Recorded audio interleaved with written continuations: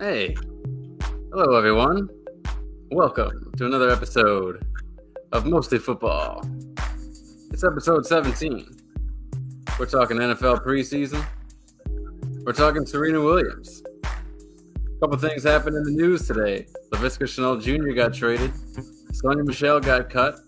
Is Jimmy G actually staying in San Fran after all this? Am I going to get Nate back? Who knows? Also, wrapping it up with our bottom 5 teams of 2022 in the NFL. Who's right? Who's wrong? We'll get it all decided by the end of this thing on another episode of Mostly Football.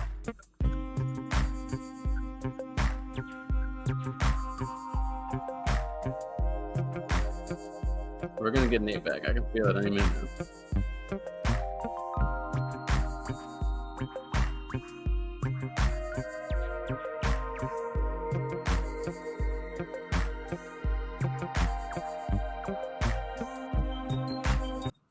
And we're in the house, folks. Ladies and gentlemen, welcome one, welcome all.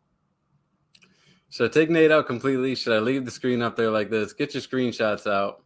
Don't be afraid. You can get your still frame of Nate just like this. And he's gone. All right. Well, folks, let's start off the show. Let's get it going here. First off, NFL preseason news. We've got some big quarterback battles that have been happening. And now we've got to find out what's happening in Pittsburgh. How does Jameis Winston look in New Orleans? Nate's team, Atlanta Falcons. Marcus Mariota, Desmond Ridder. It's going to be a battle. What happened? He wants to talk about it. I don't know. 1 minute you were here, 1 minute you were gone.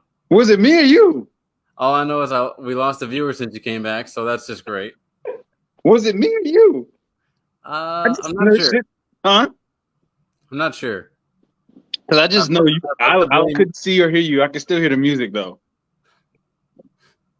I'd love to blame you. I kept the show going though. As the old saying goes, the show must go on. So I didn't blink an eye.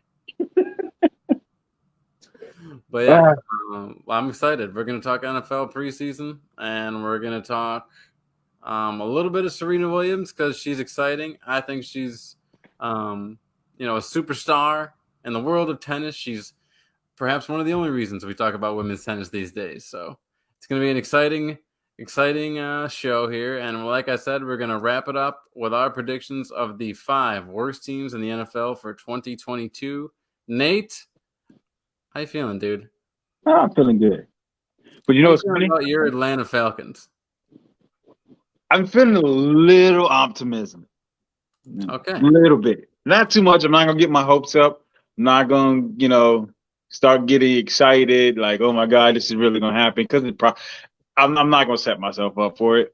But I do feel like we're on the track. We're on the right track right now. Like I said, this draft is probably the best draft I felt good about in a very long time. Right. Because it was one of those drafts where you felt like, okay, they had a plan. They went in and they got the guys that they wanted. They didn't reach. Like, obviously, last year we had to take Kyle Pitts. Like, we didn't have a choice. Yeah. Like, and I think that kind of threw a wrench in their plans, like, going forward for the rest of the draft. But you can't just pass up that. So, I mean, Kyle Pitts was a generational talent at tight end. So right. So you couldn't just pass him up. So you had to take him. So, and I understood that, but I feel like it played a real big part in our downfall. But this draft was, we didn't reach.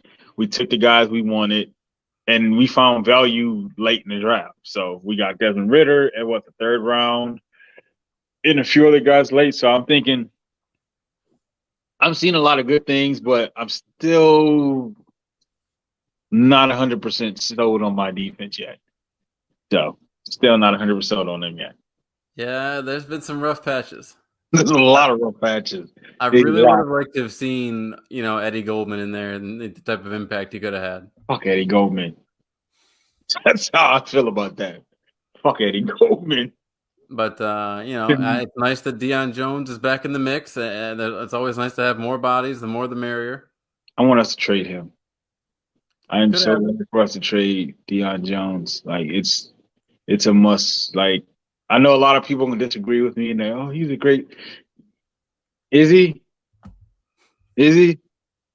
Where's he been at? Has he been in the top 10 for linebackers? No. He's barely maybe top 15. Maybe. It's been a little bit since he's been really making an impact for them. Because again, like I was talking to a guy at work about this shit, and he changed a lot of things as far as linebackers go. A lot of people started drafting for speed after that. Once they saw how versatile he was as far as like speed, going, sideline to sideline, moving around, doing whatever was necessary, it became a trend. But with trends, there's always a counter. Anytime there's this trend, like with Michael Vick, with the mobile quarterbacks, what happened? Then we got faster linebackers. And then, once you get faster linebackers, now you go back to guys like Patrick Mahomes. You get bigger, you get bigger offensive linemen, and now these small linebackers are getting manhandled, and they become useless. And that's what happened with Deion Jones. He's useless at this point, and I think we should get rid of him. I think we should trade him. I think a good trade would be us trading him and maybe a second or a third for Roquan Smith. Oh, just straight up linebacker for linebacker, huh? Yeah, because I don't see Chicago turning that down. I would say go for Roquan Smith and take him and give him a second round, third round, along with Deion Jones. I think they'd be happy with that. Who knows? That'd be very interesting. But the problem is he's just a contract year, so I think that's kind of the only thing that's probably keeping us from doing something like that. So big cap hit. He definitely want money. Yeah, I think next year we'll be fine because we're sitting on a lot of dead money right now because we traded Matt Ryan. So, I think we have the most in the league as far as dead money goes. So Jones is going to be a free agent next year anyway. Probably, and I think they're probably going to let him walk. Okay. I think I think Arthur Smith is wanting to get rid of his. He wants to get rid of all of his. He wants to get rid of all of Dan Quinn and Thomas Dimitroff guys. I think that's what he wants to do. Especially if they're not producing. Like obviously, you want to keep Grady Jarrett. He's a guy you definitely want to keep. Of course. But I think as far as that, I think he's willing to get rid of the rest of them. They needed that. They needed that approach. Just tear it out, tear it all out. It seemed like whatever Gus Bradley was trying to accomplish, he just never did. So now that you have Dean Pease in there as the defensive coordinator, let him get his guys in there and see what happens because they just need an entirely new set of leaders and playmakers and guys who can get to the quarterback and just AJ Terrell is a good corner piece so far, it seems like. So absolutely. Yeah. Just try to keep building off that. Yeah, that's all you can do. Got some interesting news here for the Michigan Wolverines before we get into any NFL news. Apparently, as we have this article here from 247sports.com, Jim Harbaugh explains the, quote, biblical process between Cade McNamara and J.J. McCarthy. From Kevin Flaherty, Michigan came to an interesting decision with its quarterback position. Cade McNamara will start the season opener against Colorado State, with J.J. McCarthy getting the nod the next week against Hawaii. Michigan head coach Jim Harbaugh called the decision, quote, a biblical one. It's a process, Harbaugh said. It's a process. It's biblical. No person knows what the future holds. It's a process, and we will be based on performance, but we're not going to withhold any good thing. Both have been tremendous quarterbacks. We think that both are capable of leading our team to a championship, so that's good. We're going to keep cultivating that. He goes on to say, people have asked, how'd you come to that decision? Was it based on some kind of NFL model? No, it's really based biblical. Solomon, he was known for being a pretty wise person. End quote. No, this. So, Nate, what do you think of the biblical process of selecting a quarterback? The only reason why he's doing this is because he knows he has an extra 5 or 6 years. That's the only no coach. I have never seen a coach do this. Not in pros, not in college. Fuck, not even in a semi. No coach does this. No coaches say, week 1, we're going to start you. Week 2, we're going to start you. And then we're going to see what happens. It's very unnecessary. It seems like he's trying to be a pioneer in some very unnecessary way. Like, and the only reason why he's doing this is because they made the playoffs last year, and he got a little breathing room.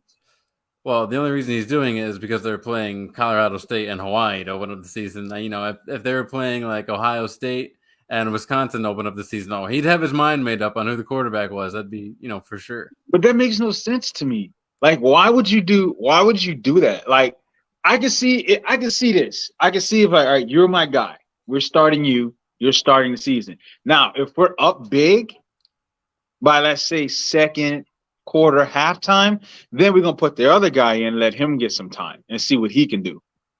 But this makes no sense. This is like saying, all right, cool, kid. You're going to get in. You're going to develop a rhythm you're going to develop this chemistry with the wideouts and the linemen and your center and all these other guys. And then we're going to pull you week 2. You got to go and do it now. Now they got to restart on chemistry with everybody else. This is stupid. This is a dumbass mistake. And the fact that he went biblical with it was, I hate you and your khakis. Okay. I hate you and your fucking khakis. You see, and the thing is for me, last year is everybody was talking shit. Even him, he was like, y'all didn't deserve to be in the playoffs. Okay, Michigan did not deserve to be there. Of course period. Not. Now I understand there was nobody better to put there. You get that? You got there by default. Okay, let's just go with it. The top 4, this playoff system it's about the best teams. Georgia and Alabama, obviously, everybody. Well, why were they there? Because there was no team better than us. Period. Whether whoever lost, everyone knew that one of us was going to lose that game. And we were going to get back into the playoffs because there was still, even with us losing that game, there was no one better than us. And we proved it. Michigan got their teeth pushed in. This, Jim Harbaugh, the only reason why he's doing this is because he has time now. He's no longer on the hot seat.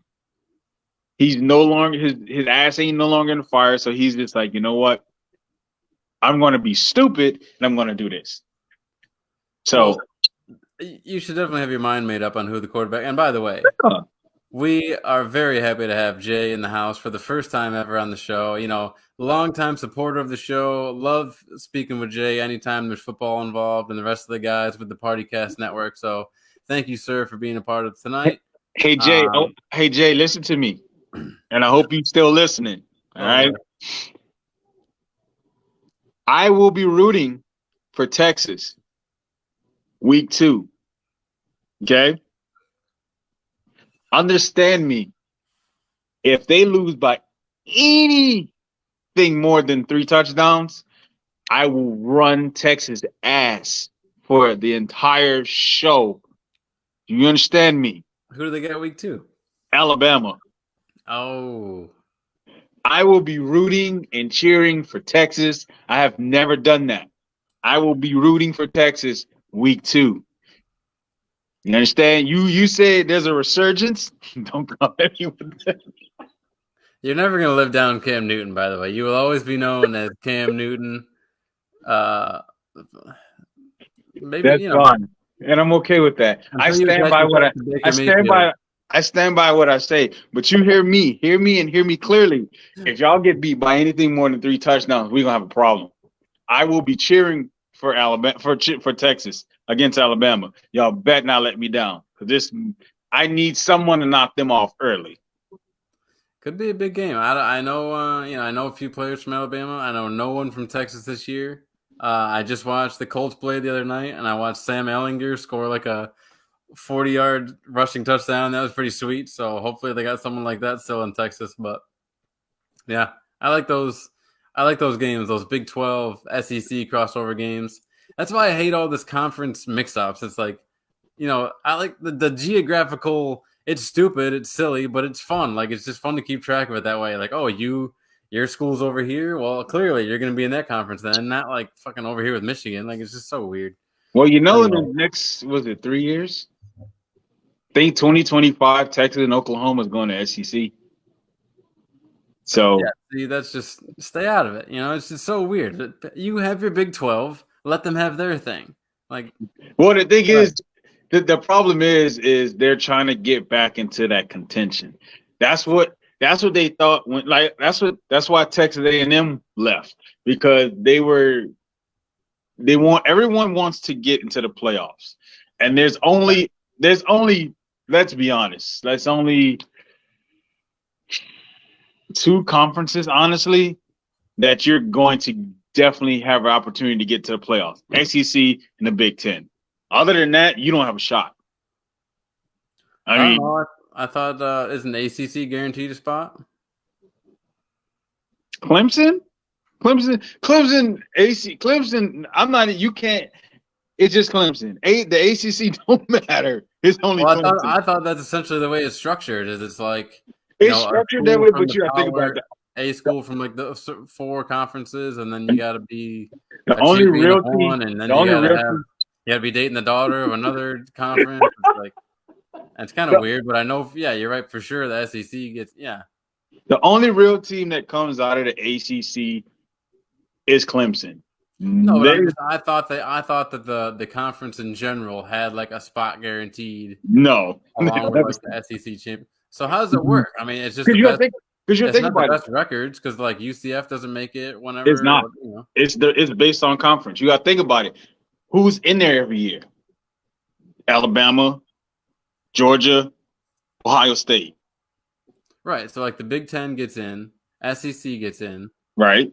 And then it's whoever's left. Big 12 champion. Nope. ACC champion. Name one. The last time a Big 12 was in was Oklahoma. That was the last time a Big 12 team was in the playoffs with Oklahoma. And that didn't go well for them. Right. No, yeah. I guess I need to relook at the way the whole thing is, like how. So just look. If you think you think about it, you look at the same teams. Alabama, Ohio State, and Georgia are usually in that playoff talk. Right. And then it's whoever brings up the teams are guaranteed. I just thought like each conference had a spot guaranteed, and the champion of that conference made it. Nope. Because if you think of, like you said, UCF they went undefeated a number of years, and they didn't even come close. Cincinnati damn near had to beg their way in last year. Right. So it's really just your 2 main conferences, Big Ten, your Big Ten AP rankings, right? The AP rankings. It's overall AP rankings, right? Like straight up the top, whatever AP ranked teams are, make it, I think. Yeah, and usually who's at the top? Right. SEC and Big Ten. And it's usually either Alabama, Georgia, and Ohio, or in Ohio State. Everybody else just kind of brings up the rear. If Michigan doesn't beat Ohio State's in the playoffs. We're playing Ohio State instead of playing Michigan. So really, it's just the strength of schedule that screws a lot of these other conferences. Because there's a lot of teams that go undefeated every year. They look at their strength of schedule, and that's the thing for me is like, okay, how about we look at scrapping these conferences and making like the NFL, like let's make divisions, and then let's make a conference and then make a division. Because at the end of the day, you look at it like teams like Memphis, who sometimes have great seasons. UCF is another team that has a great season. I would mention Nebraska, but they lost to Northwestern over the weekend, so we're not going to discuss that. So, Well, before we get too much deeper into this, let me just wrap up the Jim Harbaugh thing by saying, or John Harbaugh, I think it's Jim, right? Yeah. Let me just say, it's the dumbest thing I've ever heard. You should have your mind made up right now as to who the quarterback is. If Cade McNamara comes out and throws 300 yards, 4 touchdowns against Colorado State, it's an absolute slap in the face to not have him start the next game after chemistry and rhythm and things like that. Because he was the guy that started last year, right? What's that? He was the guy that started last year, right? I think so. What are you going to do if they both have mediocre games? They both 200 yards and a touchdown. Then what? Like it's ridiculous. You should have your mind made up. And then going into this, this could be fun though. We should try to come up with our own names for these new college conferences. Because like I said, I think for even me, it's like if you do top 10, that's gonna make for way more interesting playoffs. Instead of doing the top 4 or top 5, do the top 10. Because you think about it, all it takes is one game. All it takes is one game. All right, so we're splitting up the country into 4 conferences, right? Or 4 divisions. The Northeast, the Northwest, the Southwest, and the Southeast. Right. Okay, so what should we call these conferences? We'll call them cold as fuck. That'll be the Northeast. The Northwest will be wet as fuck. Right. Southwest could be dry as fuck. And Southeast, humid as fuck. Humid as fuck, exactly. All right, so you got all your as fuck conferences. You just got to pick which one you like the most.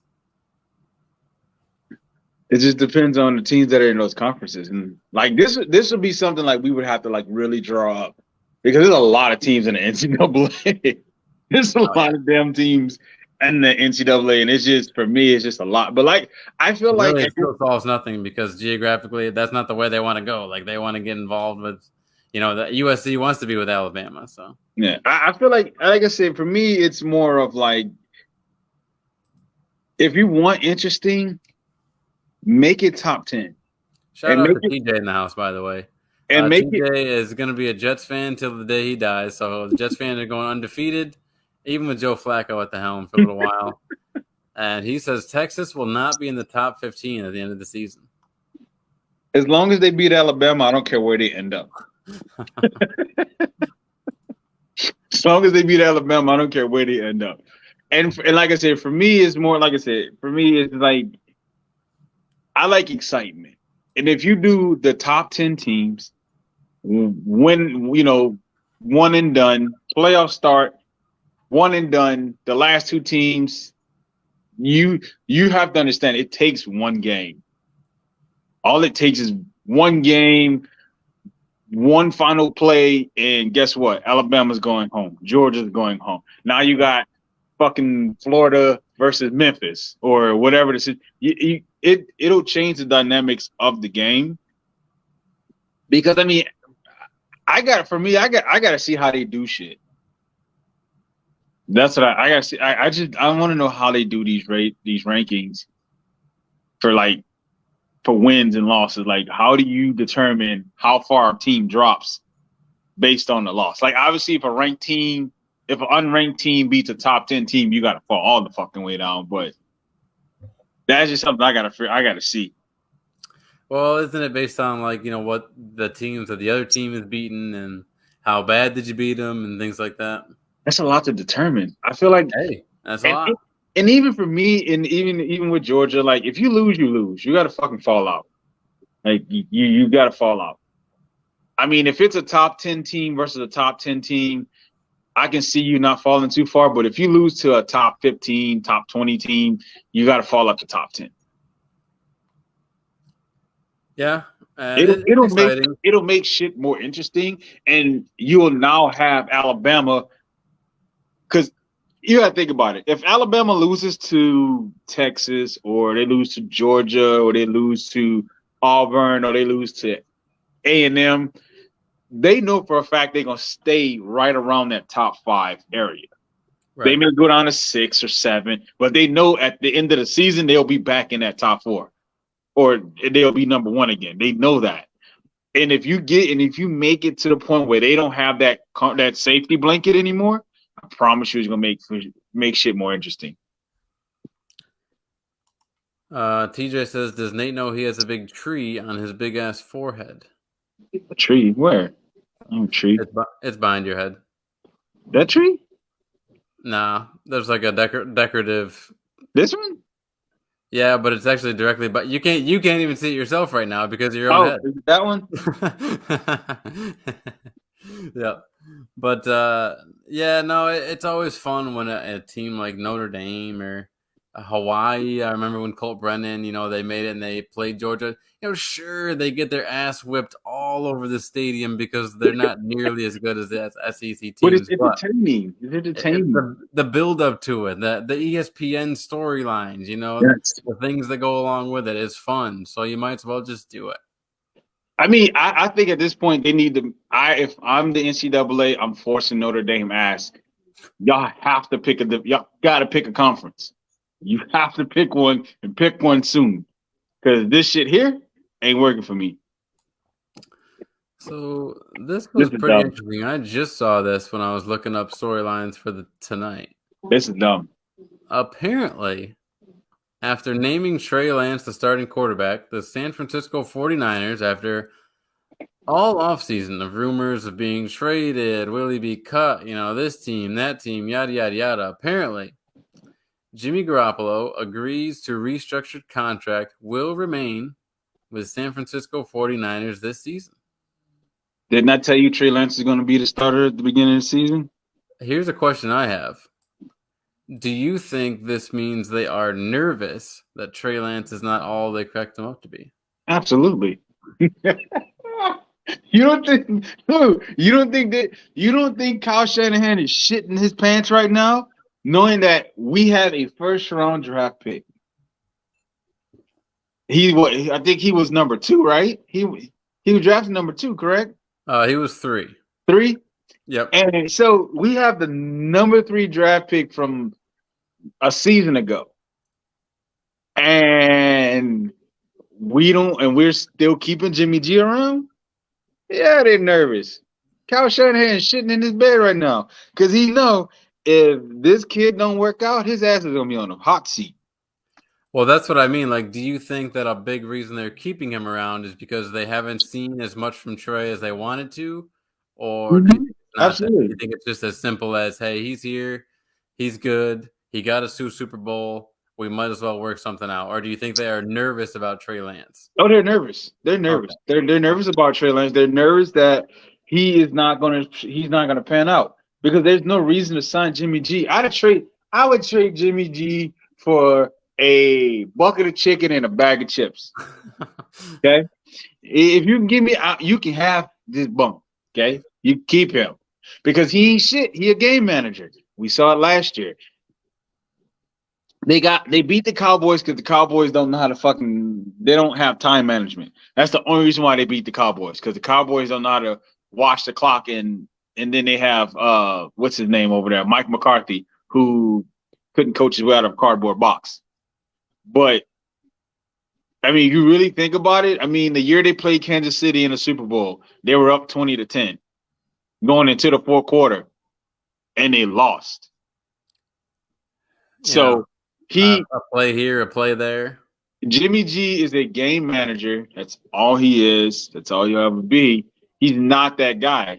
Everyone's like, well, he's behind Tom Brady. If you spend X amount of time, if you spend 2 years behind Tom Brady, you don't improve as a quarterback, what the fuck were you doing the entire time?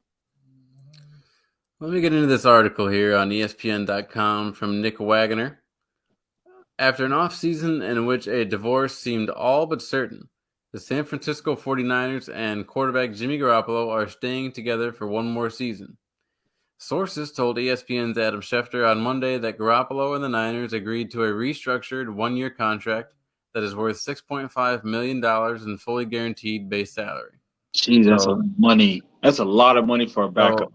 No matter what, to sit on his ass this year, he's getting $6.5 million. And it's fully guaranteed. That's a lot of money for a backup. And go ahead. And there's a clause in there, so if they decide to trade him, he has to be a part of the conversation. he has to give them consent to talking to whatever team about a trade involving him. Exactly. It says here, Garoppolo's restructured contract also includes a no trade and no tag clause that ensures Garoppolo will serve as the backup to Trey Lance this season and will be able to explore unrestricted free agency in 2023. That is piss. I would have never signed that contract. And I understand, like I said, I understand why they did it. They did it because they don't trust Trey Lance.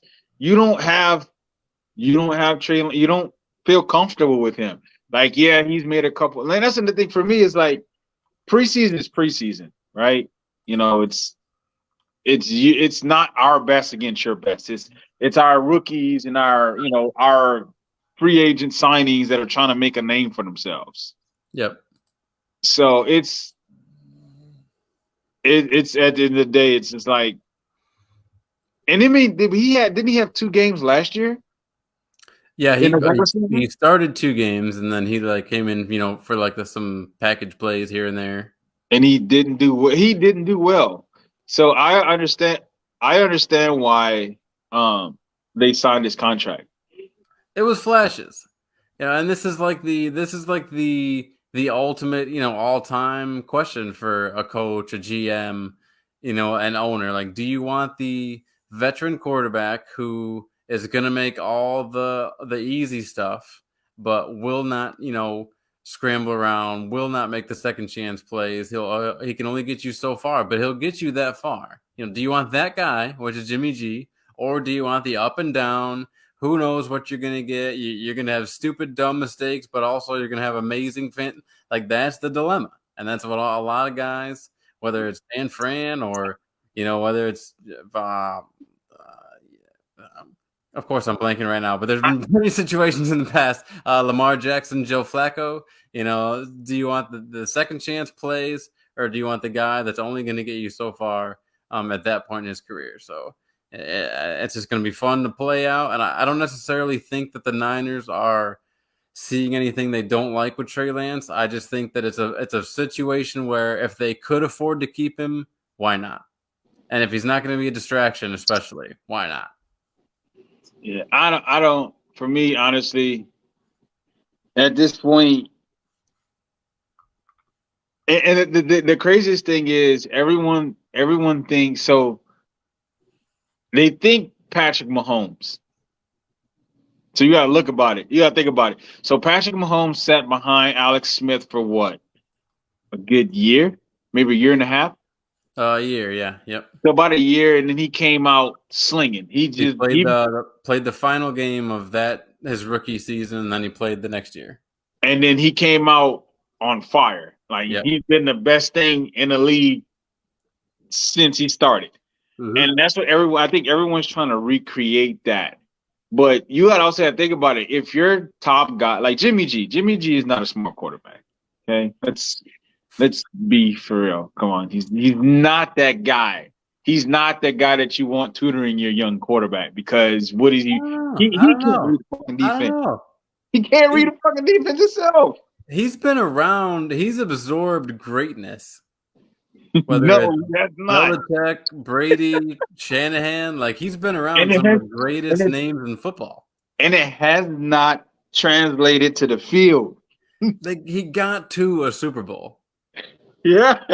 And then what happened? Won the game. You had the game put away. And then what happened? You up 20-10, and then you lose the game. Right. He capped out. He's not great. He's not great. They drove that Toyota Corolla all the way from New York City to San Francisco and just burned the piston rings. He did everything he could do for that team. He's a reliable car. They wanted him to get there at 100 miles per hour, and you have to go 65 on those things. He tried, but Jimmy G is not. They're overpaying for, at best, average quarterback. And to be a backup. At best, that's what they're getting. That's what they're paying for. And you could look at it that way, or you could look at it as they are underpaying for a very secure quarterback situation. $6 million guaranteed? But that's locking up that's locking up if you don't have this fantastic number one stunner of a quarterback you expect Trey Lance to be. At least you got all reliable. And I want to have faith in him, but you got to look at it. He doesn't really have wideouts. Brandon Ayuk is not gonna. He's not gonna scare you. The only two people on that team that you're concerned about is Deebo Samuel and George Kittle. I mean, it's essentially, aside from Emmanuel Sanders, the same crew that got you to the Super Bowl. It's just now they don't have guys like, losing Eric Armstead, losing DeForest Buckner. Or I don't think that they didn't lose Armstead, but losing DeForest Buckner. Now they lost DJ Jones, who a lot of people may not know, but that's going to be underrated.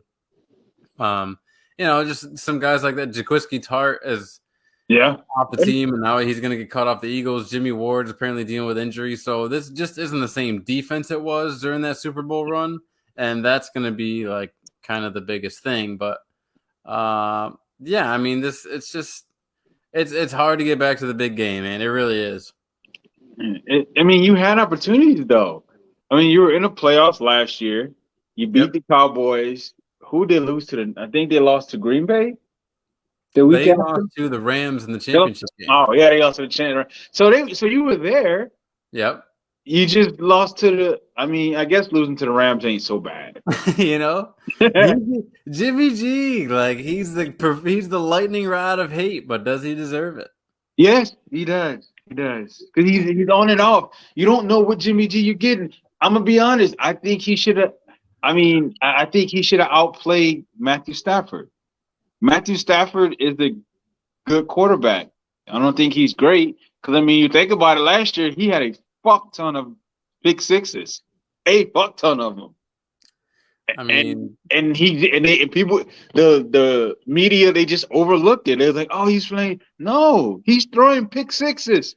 He threw one. I remember one. They were on. I think they were inside the 10, and he threw it, and it just, why'd you throw that?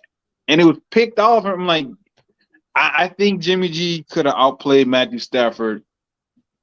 I just think that Aaron Donald he's a different animal.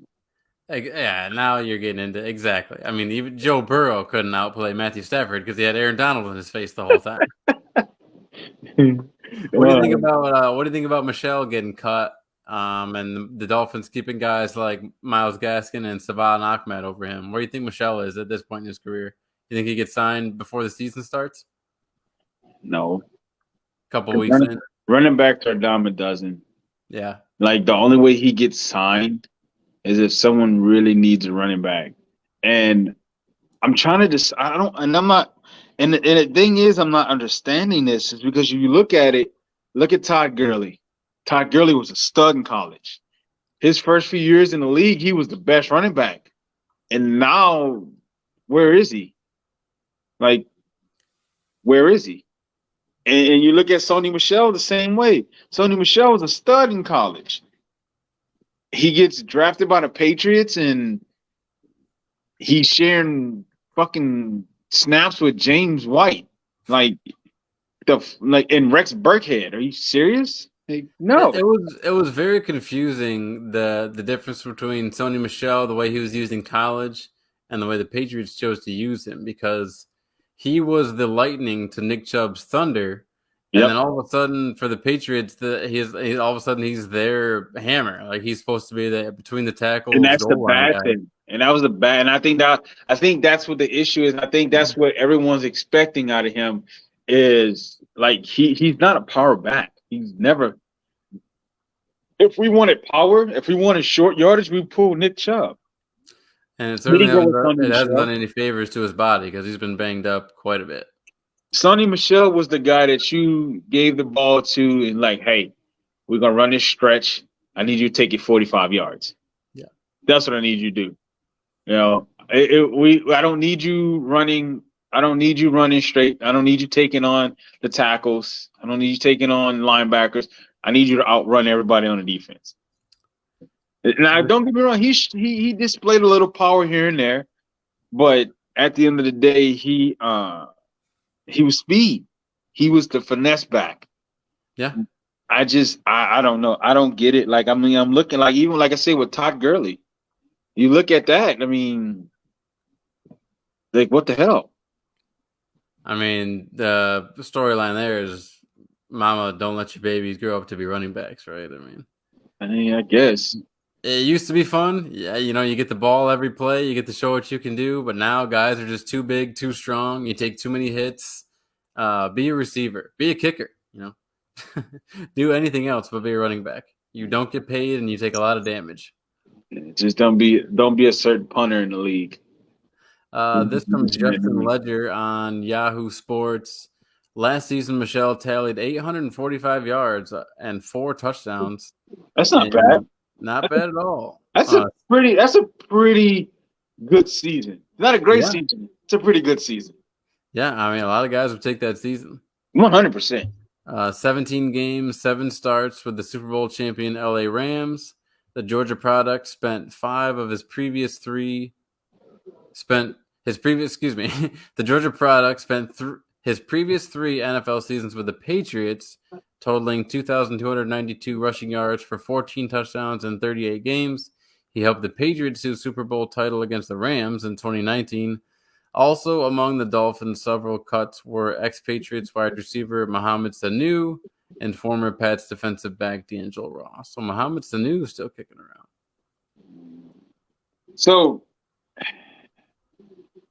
I don't get it, dude. I think I gotta see why. I gotta see why he got cut. I gotta see why he's been from one team to the next team. Probably just a case of they like what they saw from Edmonds. They think they're gonna get Mostert back, so why not save some money? If you still like what you saw with Ahmed and Gaskin, and they're cheaper than Michelle, probably what it was, just a matter of money. Probably. I mean, there's not a lot of teams that I can think of that needs a running back at the moment. Hey, I'll be honest with you. If the Eagles signed Sony Michel, I wouldn't hate it. You got Miles Sanders dealing with a hamstring issue. A couple smaller backs on the roster right now. They could use a guy like Michel, so that'd be an interesting pickup. Oh wait, Jared Davis. He was the guy that was showing out week 1 in the preseason against us. He's the former first-round pick, and they cut him. He's cut. He's on the market right now, along with Hard Knocks favorite wide receiver Khalil Pimpleton from Central Michigan, if I'm not mistaken. So both those two on the market right now. You've not, but you said you got to do some catching up on Hard Knocks. I got to do some catching up on Hard Knocks. I told you it's been, like I told Nate. It's been, if you've watched it, the coaches have been somewhat entertaining. The actual NFL football play has been less than inspiring. It's not like anyone's done anything in the preseason games where you're like, oh my God, I can't wait to watch this guy. So yeah, it's going to be the lines may be brought up later in the show is what I'm saying as far as bottom 5 teams. I'll give you a little preview as far as that goes. Also in NFL news, we have this here. Just happened today.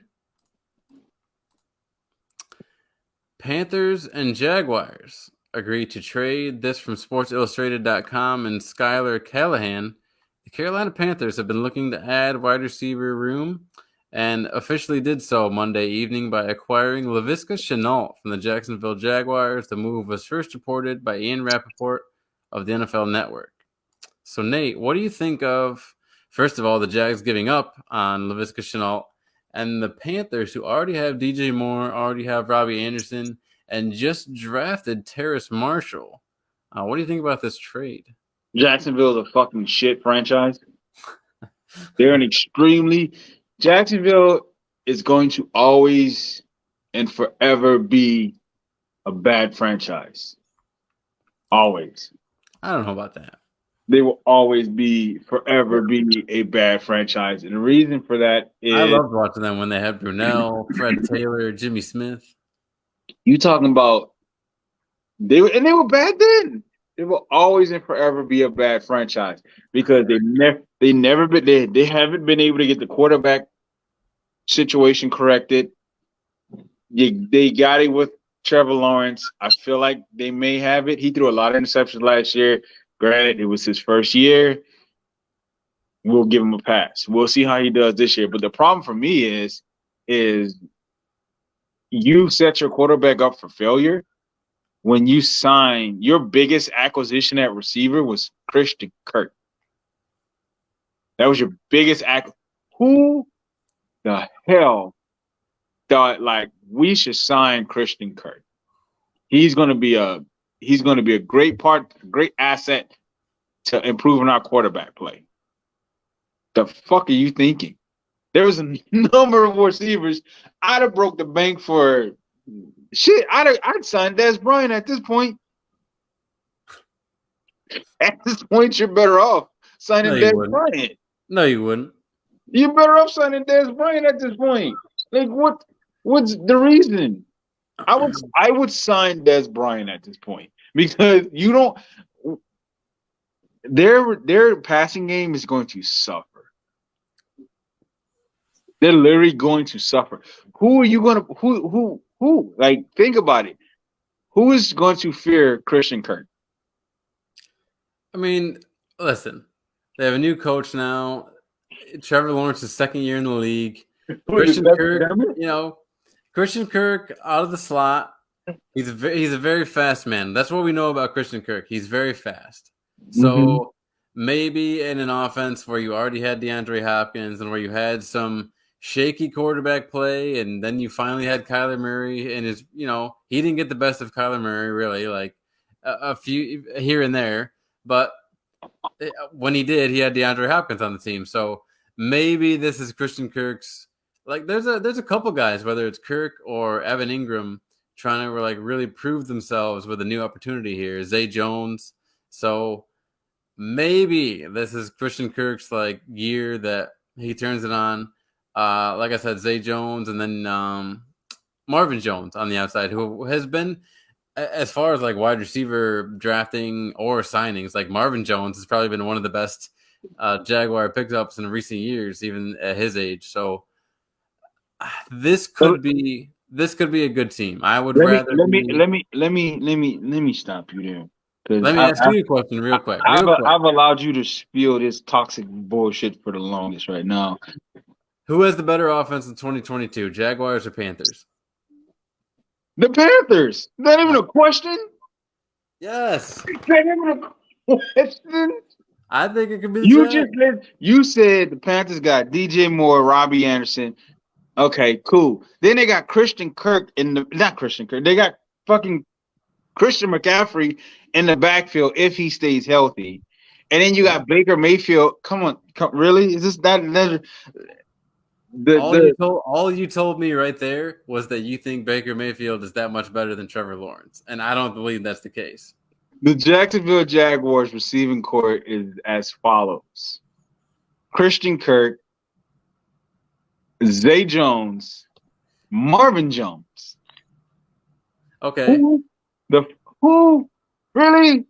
Here's okay. So DJ Moore is the best receiver of that group, hands down. Robbie Anderson's better than that group. You're not going to tell me that Robbie Anderson or Laviska Shenault, who just got traded away from the Jaguars. I'm not going to count him. Right. Robbie. So Christian Kirk is at least as good as Robbie Anderson right now. Christian Kirk is not even close to Robbie Anderson. He couldn't hold Robbie Anderson's jockstrap. Wow. Are you in drugs? After last year? Okay. You're on drugs. You're on. Right. So we'll have a small little side bet going on between us as to who finishes with the better offense and the Jaguars and the Panthers. So here is Robbie Anderson, DJ Moore, Shi Smith, Rashad Higgins. Oh, I know the trash they got behind those guys. I told you DJ Moore was by far the best receiver, but the offense is not so tilted. Like, I'll give you Christian McCaffrey is fantastic, but he needs a guy to get him the ball, and I have never believed in Baker Mayfield, ever. Baker Mayfield is 10 times better than Trevor Lawrence. Oh, my God. Okay, this is exactly the question that, Shane, the horny gnome, / unlikely role model host wanted. So go on and talk about how Baker Mayfield is just going to change the care. You know what? Let me bring on the next banner here. Quarterback battles. We'll get right into it. Let's talk quarterbacks, baby. And you tell me all about Baker Mayfield and how he's impressed you. I never said Baker Mayfield is going to change the Panthers organization. I never said that. I said that he's better than Trevor Lawrence. And 10 times better. He is way better than Trevor Lawrence. If Trevor Lawrence sucks, if that's the case. If Trevor Lawrence takes a step forward this year and he improves his touchdown to interception ratio, then I'll bring that back. But as of right now, I would pick Baker Mayfield over Trevor Lawrence. I just can't go nowhere else with that. Yeah, because it's a terrible place. It's a terrible place to be. It's a terrible place to be. Don't get me wrong. It's a terrible place to be. But defending Baker Mayfield. Baker Mayfield is not a bad quarterback. I think he's going to have a good season. I ain't say a great season. I say a good season. Good season, top 15. That's a good season. Top 10 is a great season. I think he's going to have a decent season. I think he's going to give the Panthers what Sam Darnold couldn't. And that's hope. Let me ask you a question. You're David Tepper. You're the owner of the Carolina Panthers. Uh-huh. Sam Darnold is going to miss some time with whatever injury he has right now. Mm-hmm. And you have enough money to sign Jimmy Garoppolo. And he wants to come over. No. Would you sign? Okay. No. Hell no. So Jimmy Garoppolo is not a better quarterback than Baker Mayfield? No. Okay. Not at all. Not at all. No, not at all. No. And you're not gonna get me to admit that either. All right. Jimmy G is not a better quarterback than Baker Mayfield. I'm glad we got it on recording. You believe it? I do. What?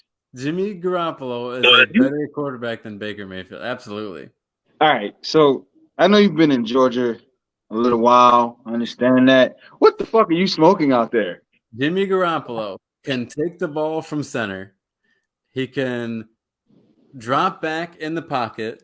He can step up in said pocket and deliver an accurate pass 20 yards downfield consistently. Baker Mayfield can hopefully handle the snap, drop back in the pocket without slipping because he's so used to being in the shotgun, and hopefully if he steps up in the pocket because he's not so used to managing the pocket very well, if the ball does not get batted down, it will be behind whatever he is throwing to 20 yards downfield. So with that being said, right? Why is Jimmy G? Why have the last few seasons has his name been involved in trade talks? If he's that good, because teams want him. Don't nobody want Jimmy G. There's a reason why the Niners re-signed him. Don't nobody want him. If the Niners want him, clearly. No, who? The Niners. They're the only team that wants. Nobody wants Jimmy G. Otherwise, they would have cut his ass. Think about it. When he left the Patriots, nobody was scrambling to sign him. The Niners got him because they didn't have shit. They had a trash can and they had a dumpster fire. Which one did you want? They chose neither. And they and then they got with what was left. No. He didn't get traded for like Baker, so I'll give you that. He didn't get traded for, but he would not last 5 minutes on the market. Another team would sign him. You're on drugs if you believe in it. I'm telling you. You're on extreme drugs if you believe that. If Jimmy Garoppolo was on the Carolina Panthers, I'd put them in the playoffs. You're on crack. You're on crack. Instead, we'll see if they don't make the end of the show. You're on crack. As a bottom 5 NFL team. You're on drugs. Let's see. Let's jump into the last bit of NFL news I had. Did you have anything else before we get into Brian Robinson? No. Okay. So this from Hang tight. Newsday.com. Yeah, go ahead and get to because I'm about to show you some shit. Oh, actually, yeah, because we got to get back to some more quarterback battles. So let's Yeah. go. Let's talk about Yeah. this. So this from Newsday.com. Commanders Brian Robinson Jr. says he had surgery after shooting. From the Associated Press, Washington Commanders rookie running back Brian Robinson Jr. said Monday he underwent surgery a day after being shot in what the NFL described as an attempted robbery or carjacking. Trade me. Trade me out to the ghetto ass city. Trade. I am not coming out of surgery. I'm not leaving this hospital until my name is on another team's contract. Trade me out of this ghetto ass city. It's a good point. Robinson posted to social media from a hospital that surgery went well and thanked followers for their prayers, which the team passed along on its official Twitter account. An update on his condition. Coach Ron Rivera said after practice, doctors. Coach Ron Rivera after practice said doctors have been positive, but added there's no timeline for Robinson's return to the football field. Quote, he was in a really good place, said Rivera, who visited Robinson at the hospital Sunday night, along with owners Dan and Tanya Snyder, team president Jason Wright, running backs coach Randy Jordan, and players. The Trade me. doctors were very positive with him, and he's very positive as well. We're very fortunate. He's very fortunate. It was a very fortunate situation, but he's doing well, and it'll be a matter of time before he's back out here. Trade me. Trade me. That's the only words out of my mouth. Trade me. A report by the District of Columbia Police indicated Robinson was shot in one of his legs by two suspects. The 23-year-old former Alabama player was taken to MedStar Washington Hospital Center with what a team called non-life-threatening events. Trade me. Trade me now. We are not conversating until I'm out of this ghetto ass city. He played in Alabama. Okay? He played in Alabama. And the first time I'm in Washington, I get shot. Trade me. Trade me now. Isn't that something? I mean, you're in one of the most racist places of maybe all of God's green earth in Alabama. And yet the first time you step foot in our nation's capital, DC, they try to steal your car and shoot you in the leg. They shot me in the leg. My legs is what I use. Trade me. I want out of the ghetto ass city. I'd have been in that bed. I'm forced. Either you trade me or I'm retiring. Your choice. Trade me. Because I'm not doing this.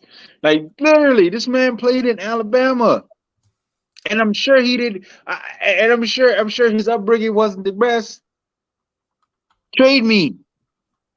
One more thing here before we get back into these quarterback battles. I have a soft place in my heart for Serena Williams. The first reason being that if you've ever seen her husband, maybe they're divorced by now, but if you've ever seen her husband, he looks a lot like me. He's a very skinny white man. And have I ever dreamed about, me and Serena Williams in a hot tub, doing biblical I hope your wife sleep. Maybe I have a crush on Serena Williams. Maybe not. I'm not going to confirm it here on this show. But I'm just saying, if I ever had the opportunity, Serena, holler if you hear me. But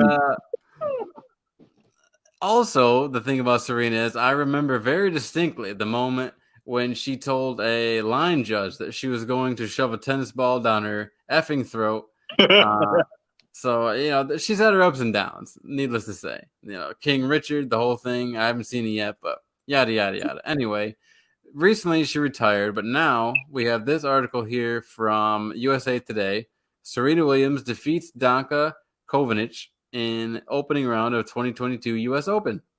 So this from Dan Woken. Serena Williams will get to stay around a little longer in the U.S. Final Open of her historic career, with a bevy of celebrities paying tribute Monday night in Arthur Ashe Stadium, ranging from former President Bill Clinton, oh boy, hopefully no one died that night, to Tyson. Hopefully no one got their ear bitten off. Probably got plenty high, though. The 40-year-old Williams dismissed 40. See, Serena, holler at your boy. I appreciate you. Dismissed 80th ranked Danka Kovinic of Montenegro, 6-3 and 6-3. Williams, a six-time U.S. Open champion, will face number 2 seed Anett Kontaveit in the second round on Wednesday. It was impossible to predict what kind of level Williams will be able to produce Monday, given how few matches she had played recently and the uniqueness of the occasion, having announced earlier this month that she is transitioning. Not that kind of transitioning. She is transitioning away from tennis to other endeavors. So hopefully that means action movies, because I'd love to see her in some kind of cool action movie. Jesus. But anyway, that's my thing. Serena, I'll see you later, if you know what I mean. As I lay my sweet little head down on my pillow. Time for you to sleep with the dogs. Nate, let's get back into these quarterback battles. Well, before we start, let me rattle off some of these numbers to you. Rattle. So you said Jimmy G is a good quarterback. Yes, I stick by it. Okay, I'm glad you stick by it. So I'm not even gonna mention the New York year, the New England years, because that don't matter. He was a starter in San Francisco. Okay, first year in San Francisco, he threw for 1,500 yards, 7 touchdowns, and 5 interceptions. What was the record? What was I don't know. Record? I didn't pull up the team record. So here's another one. Next year, and I'm sure some of these years probably had injuries, but if you got to stay healthy. So year 2, he threw for 718 yards, 5 touchdowns, 3 interceptions. Okay. 2019, he threw for almost 4,000 yards, 27 touchdowns, 13 interceptions. Pretty good ratio, right? Pretty good. 2020, he fucking fell off completely. He had 1,000 yards, 7 touchdowns, and 5 interceptions. Okay. In the final season, his final year, he threw for almost 4,000 yards, 20 touchdowns, and 12 interceptions. Okay. No, he's not a good quarterback. He's the middle of the road, average quarterback. Okay. He's an average quarterback. He's not better than Baker Mayfield. So when he got there in 2017, they went 6-10. Okay. 2018, he got hurt. Nick Mullins played most of the year. Okay, I figured as much. I give him that. I give you the injury. 2019, 13-3, lost the Super Bowl. You mean they blew the lead? 2022 or 2020, 6-10. Again, missed some time. Nick Mullins ended up being the top passer. Well, okay. Yeah, stay healthy. And then last year they lost the conference championship, 10-7. Mm-hmm. So, sure, give me all those passing numbers. Let me say this. Let me rephrase what I should say. Jimmy Garoppolo is a very average quarterback, but Jimmy Garoppolo is a winner. Would you agree to that? Why you want to make me agree to something I don't agree with? I mean, in the seasons he has played majority of, they have winning. Not only do they have winning records, but they go to the postseason. All right. Well, there's only one way we're going to know by the end of this year, and that's when Baker Mayfield absolutely stinks it up for the Carolina Panthers. I don't think he's going to stink it up for the Carolina Panthers. We may not even know by the end of this year. It'll have to be if Garoppolo finds a team next year. Again, like I said, I don't think Baker Mayfield's going to be great. I think he's going to be what Carolina needs. That's what I think. I think he's going to be what Carolina needs. Carolina needs a quarterback. They need a stable quarterback. And Sam Darnold wasn't that guy. Sam Darnold, remember, started off hot last season. Remember, he went 3? They were 3-0, yep. And then he started seeing ghosts again, and then they fucking floundered and lost their way. So, he is going to give them. He's going to give them a good spark.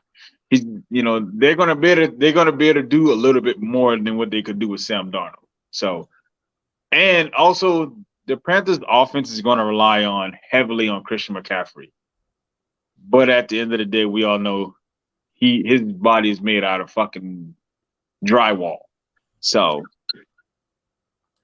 But when it comes to Carolina, you feel pretty good about what they have in Baker Mayfield as a starter. Yeah, absolutely. I'm like I said, I'm not gonna say he's gonna fucking blow it out of the water, but he's gonna give them something. They traded for him for a reason. So that's really what it is. In Seattle,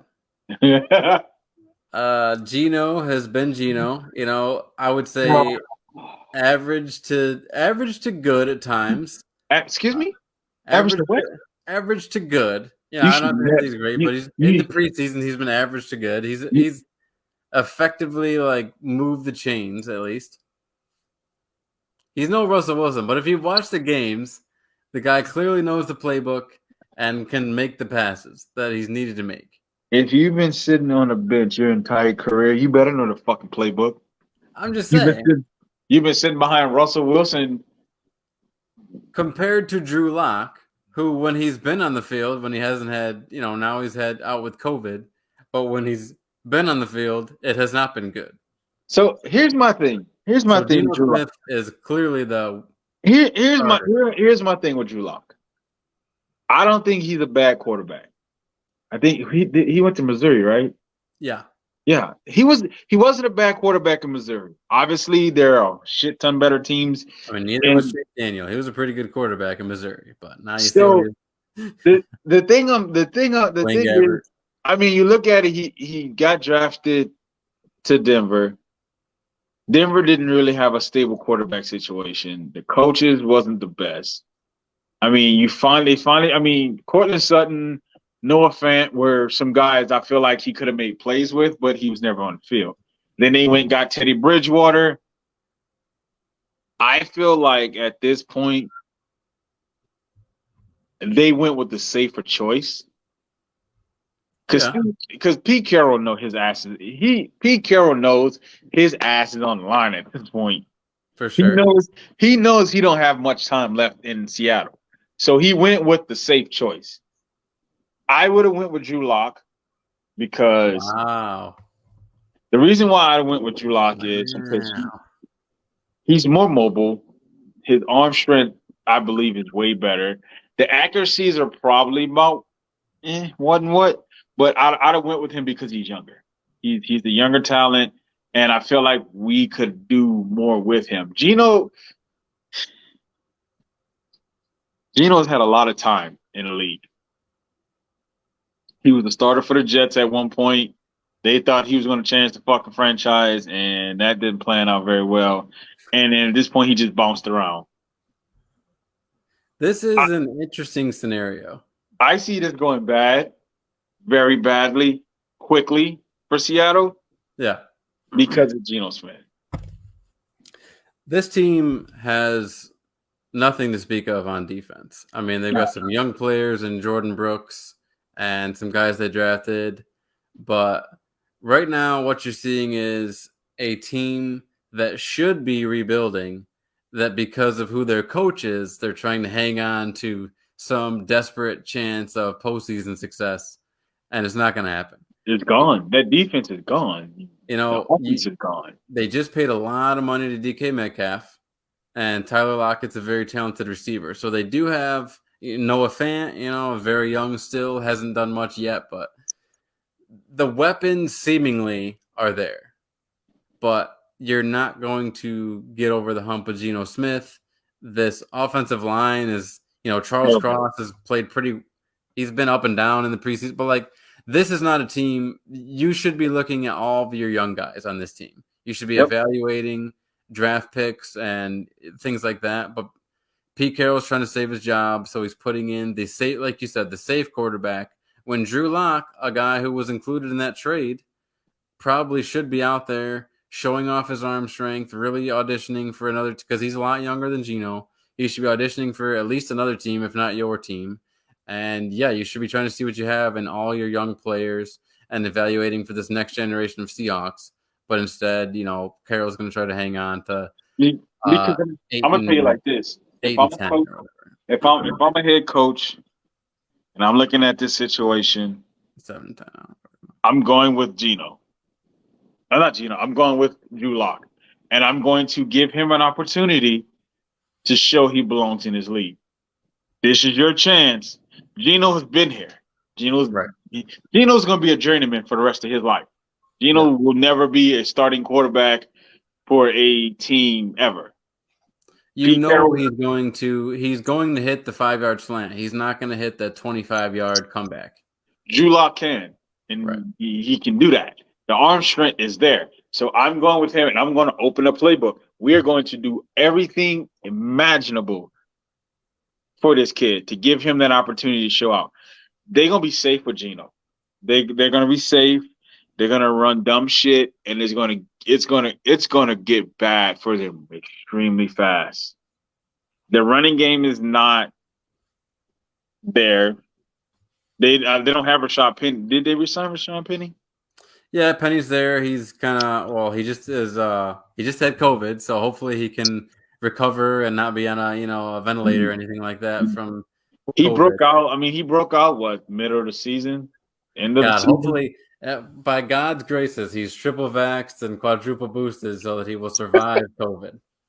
We didn't even talk about Aaron Rodgers yet. We might have to save that for the next show. I think at this point, I think it was a safe bet. I think it was a safe bet because everybody felt like Drew Lock was going to be. I felt like Drew Lock was going to be their starter coming into week 1, but Pete Carroll, he decided to go. That's just I didn't understand. Geno. That's like That's like saying, you know what? I'm gonna pick Tavares Jackson and let him go. God rest his soul. But it didn't make any sense for me. Like Geno, to make another car reference, it's like, all right, I got this Corolla in the garage. I got this, I got this kind of project muscle. I bought this muscle car on Facebook Marketplace. It's a stick shift. Like maybe I can make it into something, but I don't really want to put the time into it, so I'll go with the Corolla. Right. And that's what this whole situation was, because there's no way he in his rights. I feel like this is why I think he's senile, and there's no way in his right mind he was like, I can win games with Geno Smith. You're not winning any fucking games with Geno Smith. He has chewed so much gum, he has disconnected the nerves from his jaw to his brain. It's just kind of there's no way he's gonna win. There's no way you think you're gonna win. He's the best chance to win games for your team. There's no way. I mean, yeah, you got DK Metcalf, you got Tyler Lockett. No offense there. Your offensive line is just god awful, and they give up a lot of sacks. And you gotta think about it. Russell Wilson is a very mobile quarterback, and he got hit a lot. Yep. Geno is half that. He's going to get tortured. They're going to. I'll put it to you like this. Whatever team is playing Seattle that week, you better start that fucking defense. Yeah, it's not like, in Cleveland, they at least have a line in front of Jacoby Brissett to give him a pocket. So, because he's not the most mobile guy either. He doesn't have the greatest arm, but at least had what I think they were ranked the top 5 best offensive linemen last year. So Geno's gonna have to get creative. Hopefully, he can pull out all the tricks at this stage in his career. He's gonna get tortured, dude. He's going to get. It is going to be It's gonna be extremely bad for Geno. I feel bad for the kid because. Hopefully, it doesn't get planted. Tyrod Taylor just got absolutely planted the other day. Yeah, a broken rib. I don't know what came of that, but it's going to happen. It's going to be a really bad situation for Seattle. But I think Pete Carroll is thinking about his job and not the future. Yeah. So, yep. Your job is really going to be putting a lot on Geno at this point. For sure. So let's skip on down to New Orleans, where when we talked earlier, we gave our our predictions for the win-loss. At that time, Jameis wasn't on the field yet because he's recovering from the ACL, but now he's been on the field.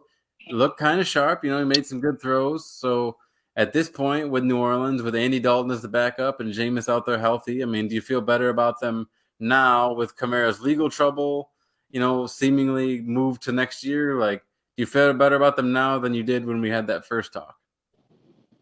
Yeah, I do. They're gonna be tough. Yeah. It's gonna be really, really tough to play this team.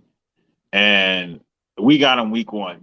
And I'm always and like I said, and when it comes to that rivalry, I don't give a fuck who they got at quarterback. We beating that ass. Period. They're gonna be extremely tough to play. My thing goes back to how smart is Dennis Allen? Right. That's my question. How smart? Because you can have talent. I mean, look what Mike McCarthy got down in Dallas. Mm-hmm. He has talent, but he's not very smart. That's a good point. He's not very smart. Yeah. So talent can get you so far, but your coach has to get you over that hump. And defensive head coaches don't really fare well in this league for many of other reasons, but they just don't. I mean, he's not going to be Sean Payton. He's not going to have the trick plays, and he's not going to be. I think they're going to try to emulate what Sean Payton had. It's just not going to be the same. And I get it. Like, these are grown men. Like, Jameis is going to do what he does regardless. But I could see where, as a defensive coach, maybe your leash is a little bit shorter. Mm-hmm. So with a guy like Jameis, who is, let's face it, his history is making mistakes. Wow. Maybe he feels some pressure, whether it's there or not, that kind of makes him perform in a certain way. So that might be something to look out for as well. The way I see it right now, they certainly are in much better shape than when we initially talked about them with Kamara's legal trouble. Michael Thomas, we didn't know anything about him at the time. So now we at least know he's trying to get back even through this hamstring injury. And then, Jameis is on the field. So I feel a lot better about them now than I did then. Yeah, I mean, on paper, they look good. We have a lot of teams that come out and they got weapons, they got a defense, and then they come out and they fucking hit middle. They hit 500 and that's it. So we're gonna see. We're gonna see. Great example. Yeah. We're gonna see how well they play. We're gonna see how well they are together. Like I said, I still think defensively they're going to be a tough team because especially adding Tyrann Mathieu, which I think they should have vetoed that shit. But with Tyrann Mathieu, I think that defense they're gonna show up that back end. Mathieu and Marcus May, right? Yeah, and then we won't. The one thing I'm gonna miss with Tyrann Mathieu being on the Chiefs is him doing this. Oh yeah. Standing there as people blow right by him and his teammates, like that's like my favorite whatsoever. That's like my favorite Tyrann Mathieu pose. Is and then him just looking as the tight is running for. And I think that game is when they played the Bills and Dawson Knox was carving their asses up. Yeah.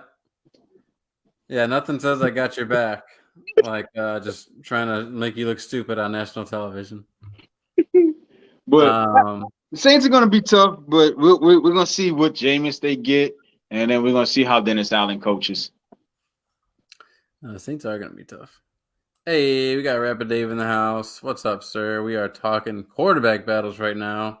We just talked about the Carolina Panthers. Nate thinks that Baker Mayfield is a better quarterback right now than Jimmy Garoppolo. I disagree. I would rather have Jimmy Garoppolo if I was on the Panthers, but I wouldn't. Dove a little bit into the New Orleans Saints. We certainly feel better about them now than we did the first time we talked about them. And now, we talked Seahawks, and we talked about how instead of Baker's going to have a great year for the Panthers. Great year. Hey, see? Wow. See? Okay. Well, you look. I said good. He said great. I said good. I think he's going to be about top 15, maybe on the verge of top 10, but I don't think he's going to hit top 10. I'm glad you two finally agree. There's been a lot of tension with the whole Cam Newton thing, so it's nice to see you shake hands on Baker Mayfield. This is nice. I'm going to look better out of all three of us because Jimmy Garoppolo is ultimately going to be the best. But. So let's move on to – well, before we do that, you wanted to talk. Who did you want to talk about? I can't remember now. But let's talk about one of the more intriguing quarterback battles. The first time we talked about this team, I mean, I crapped all over them because of the quarterback situation. I said, oh, whether it's Mitch Trubisky or Kenny Pickett, this team is just Here you go. not going to make it. And now I feel like a fool. I mean, Mitch Trubisky has looked very sharp at times. Kenny Pickett has he's just he's got Pittsburgh fans gushing all over themselves. So at this point, Nate, I mean, I think I gave them like 4 wins when we first talked about Pittsburgh. I'm ready to move that up. How about you? If they start Mitchell Trubisky, they're going to have 3 wins. Okay. Kenny Pickett is going to be the starter for week 1. There's no way Mike Tomlin sits there with some big ass eyes in his head and staring at his depth chart at quarterback, and he's going to be like, I think I'm going to go with Trubisky over Kenny Pickett because I want to get fired this year, seeing as I'm one of the last remaining black coaches in this league. Hell no. He's going with Kenny Pickett. Kenny Pickett's going to start week 1. That's a lot of pressure you just put on this man. He's out there representing all black coaches. Kenny Pickett is going to start week 1. There's no way Mike Tomlin says, it's between. So what you're telling me is I got to choose between Mason Rudolph and Mitchell Trubisky? Fuck no. We've seen Trubisky play. We've seen him. We've seen his opportunity. No, we're not doing that. They took Kenny Pickett at that position for a reason. I got a lot of shit to write down. First, let me remember. Jacksonville over Carolina, total offense. So I got to get that down. And then what did you just say? You said Pickett week 1 over Trubisky? Yes. Oh, yeah, we're definitely writing that down. I'm on the Trubisky. There's no way Trubisky train, baby. Choo-choo! There's no way Trubisky starts week 1. Mike Tomlin is not that stupid. There's no way he's going to be like, I want to get fired mid-season. He's not. He's earned it. No, he's not. He's not. No. Okay, you were just talking about George Pickens looking so fantastic. He's a fucking menace. Who threw George Pickens that beautiful dime touchdown the first time around? It wasn't Kenny Pickett. It wasn't even Mr. Trubisky. It was Mason Rudolph. Who threw the first one? Who threw those beautiful back shoulder fades the other night to George Pickens? It wasn't Kenny Pickett, sir. It was Mitch Money Trubisky. He's not starting Mitchell Trubisky. What you're going to do is you're going to start Pickett, and you're going to keep those guys just in case he gets injured or he doesn't play well. No, he's not going to sit. I don't believe Kenny Pickett is going to sit week 1 because it's preseason. Preseason. No one cares about the preseason. Most of the starters are sitting on the bench anyway. It's preseason. At the end of the day, Mitchell Trubisky is going to be what he is. Give me a backup. Well, the final QB battle I want to get into before we present our worst 5 NFL teams for the 2022 season. Your Atlanta Falcons, sir. What have you seen? Who's starting week 1? How do you feel about the whole stitch? Well, we all know Mariota's starting week 1. They've made that very clear. But Desmond Ridder he's going to put a lot of pressure on Mariota. He's going to put a lot of pressure on Mariota to play great because the kid can play. I'm just going to be honest. He can play. He can make. He's very mobile. His accuracy. He's very accurate. Don't get me wrong. He's accurate, but he's young and he's going to make those mistakes. But at the end of the day, for me, I feel comfortable with where our quarterbacks are. I didn't feel comfortable before the preseason started. Hell, I didn't feel comfortable when training camp started. But I feel comfortable now. I feel a little bit more comfortable as far as our quarterback situation. The wide receivers, not sold on. Drake London, I feel like he's got to stay healthy. I mean, he took his first hit and fucking missed the entire preseason. So I mean, you're looking at a situation where New Orleans at home and then LA Rams on the road. So You talking about Jalen Ramsey, yeah, Aaron Donald, week 2. Week yeah. 2. After So coming off against Marshawn Lattimore, Tyrann Mathieu, Cameron Jordan, like the fuck, man. Like who did this shit to us? if I was the Falcons, I would not hesitate to throw him in there week 3. You got Seattle on the road, but That's fuck it. it. I mean, We can take that. yeah. That's their defense isn't great. Their offense is not gonna be great, so we're not concerned about that. So I would predict. Our first 8 games are against top defensive linemen. Cause we got Cleveland. I know we got Cincinnati. We have the Bucks. Yeah, see that shit? That's horse shit. Look at that schedule. Yeah, so it's the first 4 weeks at home against New Orleans, on the road against the Rams, on the road against Seahawks, and then at home against Cleveland. The So hell? I predict Desmond Ridder makes his NFL debut on my birthday, 9/25, against the 12th man in Seattle. That's a bold prediction. That's a very bold prediction. I don't think so. No, I no, think we both, yeah. I think Mariota survives the season. I think he's going to survive the Really? season. I think he survives the season because I'm gonna put you like Well, I would we not have, hesitate to see what I have in Ridder. our offense has been it's different. Like they're moving the pocket. It's a lot more play action rollouts. It's a lot more scramble plays and a lot more quarterback draws. Like there's things that these quarterbacks can do that Matt Ryan was unable to do. So I think it's going to be interesting. I think there's going to be packages for Desmond Ridder, but like I said, Kyle Pitts, Drake London, they are going to have to play a huge part in this offense. And hopefully our running back situation gets squared away, but we got to make it through the first 8 games. The first 8 weeks we got to get through. And we got to be positive. We got to be at least fucking 4-4. At the very least 4-4. So With all that said, Nate, how do you feel about wrapping this thing up? We present our bottom 5 NFL teams for 2022. Would you like to go first? Would you like to go last? Do you have a preference? bottom 5. This is gonna be a little easy. Okay. Bottom 5. Let's see. Detroit, that's a given. Jacksonville's gonna be there. So just let me say, Detroit went 3-13-1 last year. Mm-hmm. Jacksonville obviously picked first overall, and both these teams, Detroit number 2, Jacksonville number 1 last year. Jacksonville went 3-14. I don't see that changing. I don't see for either team. I don't see them making any big leaps. The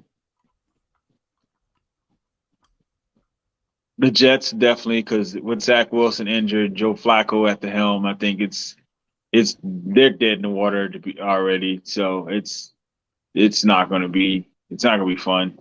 Jets went 4-13 last year. Mm-hmm. That's 3. See,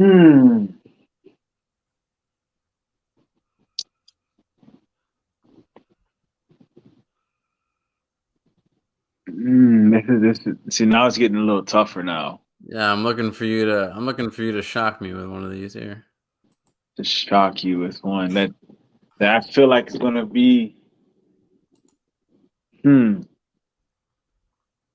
Commanders are gonna be there. Oh, okay. I like that. I do like that. Bad vibes all around for the Commanders. Yeah, it's bad vibes. Big time. We got guys getting shot. We got your best defensive player on the pup. I mean, yeah, right. He probably gonna be there for at least the first 4 or 5 weeks.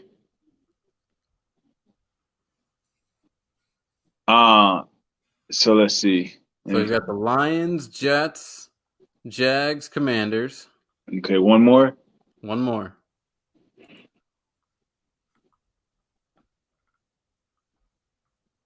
I'm trying to run through the divisions. Texans. Oh, okay. They're gonna Houston definitely be there. gonna suck again, huh? Yeah, they're gonna definitely. Davis Mills. I don't believe in him. He's had a couple good plays. I've seen Damian Pierce, Lovey Smith is like, well, we're not gonna listen, bro. You got to go with the best, okay? But I think those are my 5 teams that's gonna be at the top for the draft picks next year. See, Houston's actually my team. They're my sleeper team to win the division. What? Yes. Win division? The AFC South is wide You know open, they my don't get friend. participation trophies, right? Wide open. You know they don't get participation trophies, right? Listen, hopefully Matt Ryan is everything the Colts need him to be. Hopefully, did you hear that word? Otherwise, Hopefully, listen, the Titans are hurting a wide receiver. The Jags, you just said, are going to suck again. Mhm. So it's right there for Lovey Smith and the boys to see what they got. That's I know, it's sexy, right? that's tough. If only they had Jimmy G, that's they'd definitely be in the Super Bowl. that's tough. You that's to say they win a division. So was it Titans, Colts, Jags? Yeah, I mean It's it's open. not unimaginable. Yes, And thank it's you. not unattainable. He's coming but around. I don't see it. I He's just coming can't see around. it. There's a chance, but I just don't see it. I don't, because if Jonathan Taylor's anything like he was last year, he actually has a good quarterback now. So that's gonna open things up. Because Very I true. mean, you can't have the leading rusher and still suck. They They get beat may by not suck. Jacksonville the They may last not game of suck. the year. They just might be average. You just can't. You can't. So you said Texans, man. You said it's a sleeper. So Yeah. Who are your top 5 worst teams? So my worst teams round out like this, my friend. Coming in at number 5, we have the Hard Knocks Special, Detroit Lions. I want to believe. I like Dan Campbell. I like Deuce Staley. I like Aaron Glenn. Randall L. Like all these coaches are like players from my childhood who I want to root for. But DeAndre Swift has not stayed healthy. TJ Hawkinson has not stayed healthy. And those are your 2 best weapons on offense. 2 best ones. Outside of that, you drafted a kid who's not going to be available until probably week 4 or later in Jameson Williams. And then your offensive line, hopefully Penei Sewell continues to get good. Otherwise, name a Detroit offensive lineman. And then on the defense, I mean, Jeff Okudah just had to win his starting job back as a top 5 pick from years ago. You've got... Did he tear his Achilles last year or year before last? Yeah, so he's coming off injury. Hopefully Aiden Hutchinson is everything you need him to be because you need him to be. He had no choice. Yeah. And so, it could get ugly, basically. Like, this could be same old Detroit, and I won't be surprised to see them yet again selecting high in the draft. And Jared Goff is there, so. Yeah, and they don't have anyone behind him that's inspiring. Anyone. Number 4, worst team going into 2023, the Seattle Seahawks. We just talked about Pete Carroll trying to save his job. Again, name a couple Seattle defenders. It's going to be tough. Yeah, they also lost Bobby Wagner, their longtime leader on defense. That's a huge impact to go with Russell Wilson, your best player who dragged you to 7 wins last season. So DK Metcalf, sure, plenty of money. Let's see if it translates to wins. It won't. Offensive line needs work. This should be an analyzing year.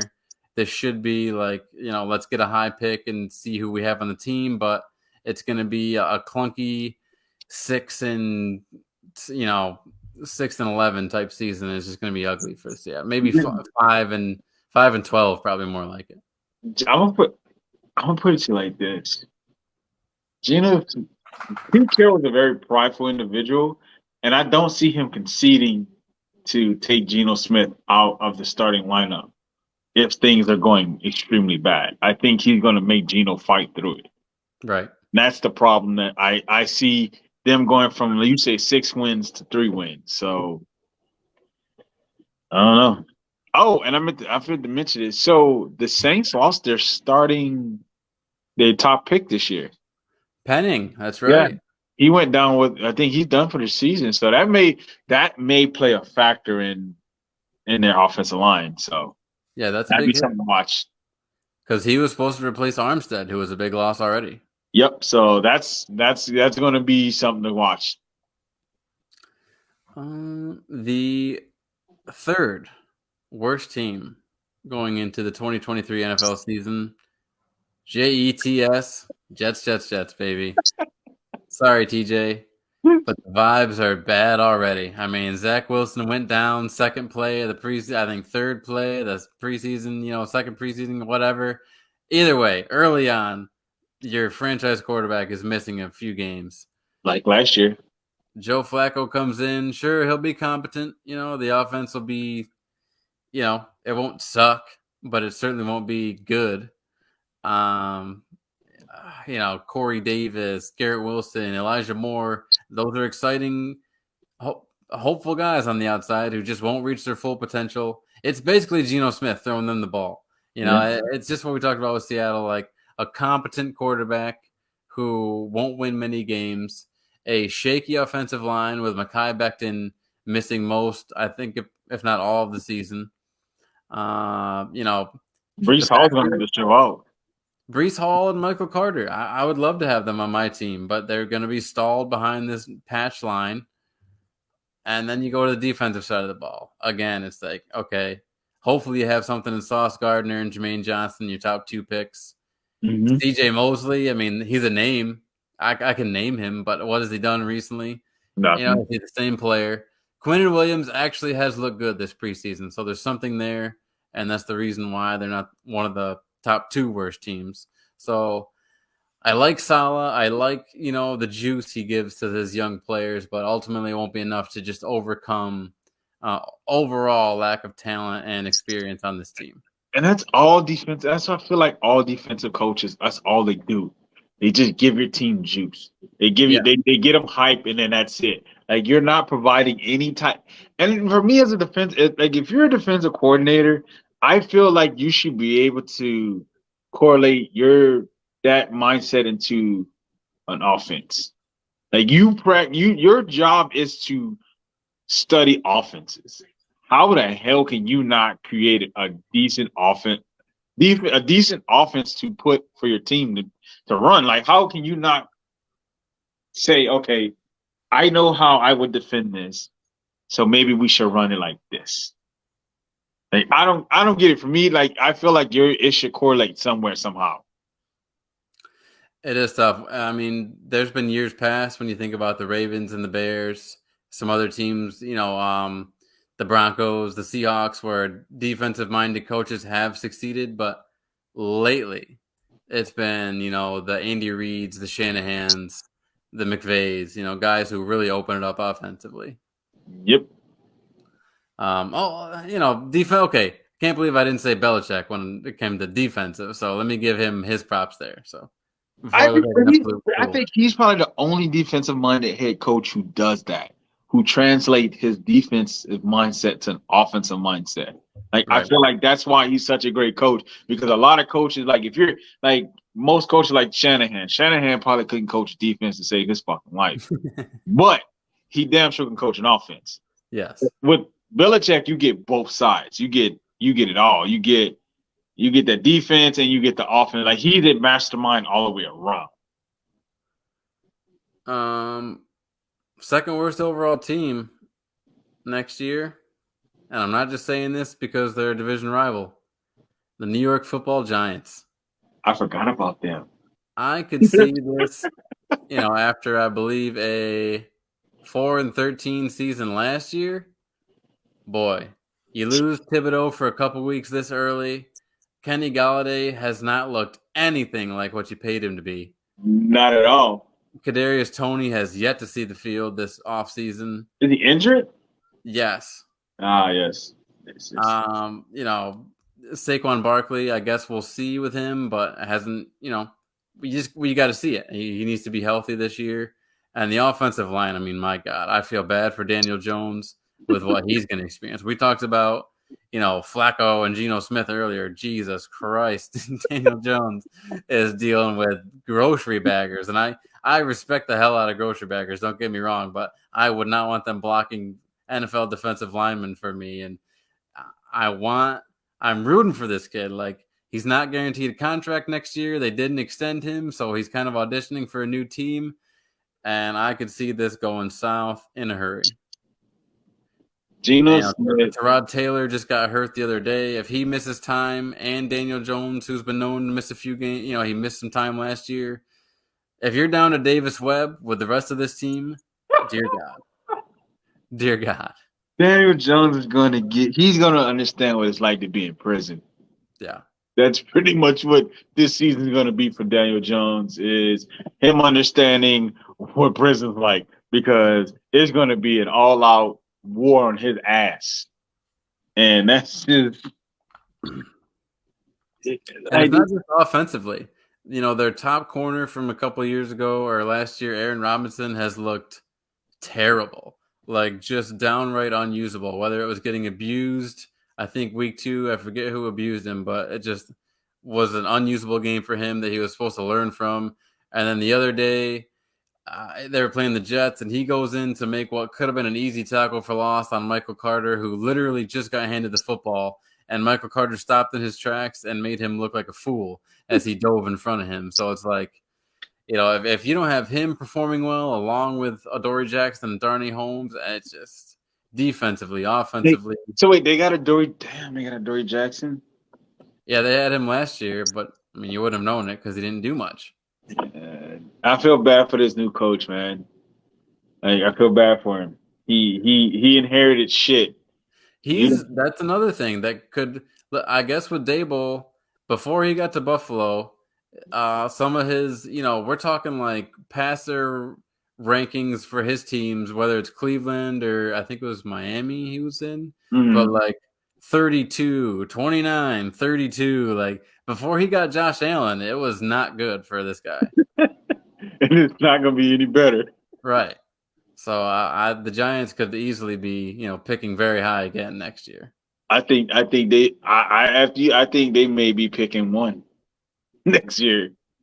Well, there's only one reason they're not picking 1, Nate, and it's this team I have lined up right here. Wrap up the show. This team actually went 7-10 last year, so it's kind of a surprise that they find themselves at the number 1 overall spot here. But there's huge question marks at quarterback. I'm not sold on their head coach just yet. They have no weapons to speak of on the outside. I mean, the kid that they drafted had 1 play, and then he got a knee injury, and he hasn't played. This team, very void of defensive talent, waiting for someone to step up. A lot of controversy with the talent they do have in Deion Jones. Nate, I hate to say it, I could easily see the Atlanta Falcons picking number 1 next year. You're an asshole. Let me bring up their schedule. You're an asshole. Let me bring up their schedule again. I just want you to know that you are an asshole. All right. So, at home against New Orleans, on the road against the Rams. Yeah. So let's just forget, home road real quick. Run through the teams: Saints, Rams, Seahawks, Browns, Tampa Bay, San Fran, Cincinnati. I mean, that's a gauntlet. That's fucking awful. That's a gauntlet. You have the Seahawks, maybe are an easy game, and you're going all the way across the country for it. That's fucking awful. That is Carolina, LA Chargers, Carolina, Chicago Bears, Commanders, Steelers before the bye. That's not bad. It's not, you could get some wins in Carolina maybe. It's not that bad. So I say all that to say, they don't have, who is the running back? Is it Patterson? Is it Algier? Is it Damian Williams? Is it a committee? Probably. It's definitely a committee. I need to see this offensive line be impactful before I say they will. Luckily they've stayed healthy thus far in the offseason, so knock on wood, I'll do that for you. Kyle Pitts absolute weapon. Whoever is running the show at quarterback needs to get the ball to Kyle Pitts early and often. Because, boy, Brian Edwards, Olamide Zacchaeus, your boy, and then just question marks. Is it Hardy? What do you Hodge? mean? We have anybody after Drake London and Kyle Pitts is question marks. Yeah, exactly. So, boy, oh boy. I mean, this could get real ugly real fast for Atlanta. It could, but I don't think it will. But I don't, like I said, honestly, I'm optimistic, but I don't see, like, I gave us 4 wins at best. Maybe 5. I want you to know I didn't do this just because you're my co-host. This is truly how I feel. I agree. Like I said, I don't think they're going to be like this. They're going to come out and shock the world because I don't think they're going to shock anybody. But I think that they're going to, I think 4, maybe 5 wins, and then we come back next year and we take another wideout because we're definitely trading Calvin Ridley, dumbass. We're definitely trading him. There's no way we keep him at all. If we keep Calvin Ridley, they need to just go ahead and burn the whole goddamn organization. Because you guys would have had Calvin Ridley had he not gotten suspended. That'll be true. And no, probably. It would have been exciting too. I would have loved to have Calvin Ridley on this team. Finally bring him to a team that would have been able to use his talent. Whatever. But that's going to do it for tonight, MFers. Boy, it's been a great Monday. You walk into these things and you're like, what are we going to talk about? And then by the time you're done, I didn't even get to what I really wanted to talk about. Aaron Rodgers made an appearance on Joe Rogan today, everyone. He talked about COVID. He talked about hallucinogens and doing mushrooms and ayahuasca and the season and just all the things you would expect. We'll have to start that next week. So we'll have to start with that next week. We will start with that next week. I think it's a very good idea. Because let me just say, for all of you who wanted to virtue signal and get on your high horse and grandstand last year, and I didn't get into this very much during the show because we didn't talk about it. Listen, it's not just that you were wrong. It's that you were so wrong, okay? For anyone who wanted someone fired, for anyone who wanted people to be denied medical coverage because they didn't get an experimental shot, you're wrong. You need to admit you're wrong. And you need to never do that again. Because it's a horrible way to live your life. You don't want to be telling other people what they need to inject in their bodies and what they need to, without any sort of studies or anything. Just take a look in the mirror, folks. Look at hindsight. It's 2020, I get it. Knowing what we know, the efficacy after just 6 months of how it wanes down. The fact that it never prevented transmission like they said it was going to. Right? The fact that once we got to the NFL playoffs, it kind of got swept under the rug whether or not you tested positive. I mean, you could come back after a few days. We didn't really know, vaccinated or unvaccinated. We needed the stars out there. So, again, am I a little bitter about the whole thing? Yes. And you should be. People lost their businesses. People's kids got fucked up in school. Right. All right? It's a big deal. And I'm sorry that we're wrapping up the show in such a cynical way, but it's a big lesson to be learned. I mean, when the shit hits the fan, some of you reacted the way you reacted, and you need to look in the mirror for that. But anyways, we're going to open up next week's show, talking about Aaron Rodgers on Joe Rogan. It'll be old news by then, but it'll be worth talking about. Hopefully we'll have TJ on, and he can share his thoughts on it. But until then, Nate, did you have anything else you want to talk about? Not at all, sir. All right. Thank you so much, MFers. We'll be back here next Monday night. Well, maybe. We might be moving the show night. Nate and I are going to talk about that after the show. Anyway, have a good night, everyone. See you next time.